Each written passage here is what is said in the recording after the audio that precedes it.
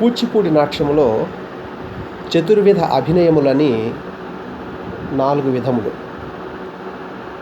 అవి ఏవేంటివనగా ఆంగికో వాచిక తద్వదాహార్యః సాత్వికో పరః చతుర్థాభినయః తత్ర చాంగికోం గైర్ని దర్శితః.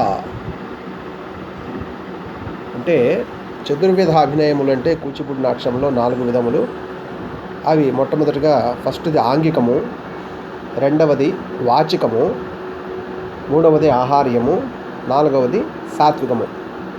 ఆంగికాభినయము, వాచికాభినయము, ఆహార్యాభినయము, సాత్వికాభినయము అనేటటువంటి 4 చతుర్విధ అభినయములు కూచిపూడి నాట్యంలో ఉన్నాయి.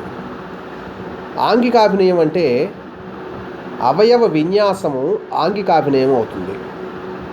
అవయవ విన్యాసము కూచిపూడి నాట్య ప్రారంభం అడుగులు తాం దిగిదిగితేలు, తరిగిడు తమ్ములు, తాం తత్తదిందలు, తేతాగిడతలు, తర్వాత తత్తహితలు, ఇవన్నీ కూడా అవయవ విన్యాసంతో కాళ్ళు చేతుల కదలికతోనే జరుగుతుంది. దాన్ని ఆంగికాభినయము అంటారు. తర్వాత వాచికాభినయం అనగా వాగ్విన్యాసము వాచికాభినయం అవుతుంది. వాగ్విన్యాసం అంటే వాక్కు అంటే మాట.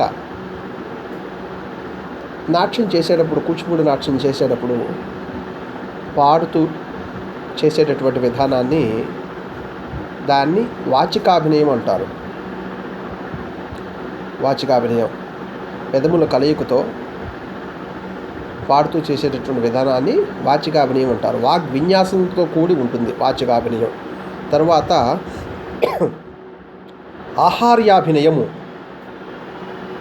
ఆహార్యాభినయం అనగా వేషభాషలు ఆహార్యాభినయం అవుతుంది. ధరించేటటువంటి దుస్తులు, కూచిపూడి నాట్య ప్రదర్శనలో ధరించేటటువంటి దుస్తులు, ఆభరణాలు,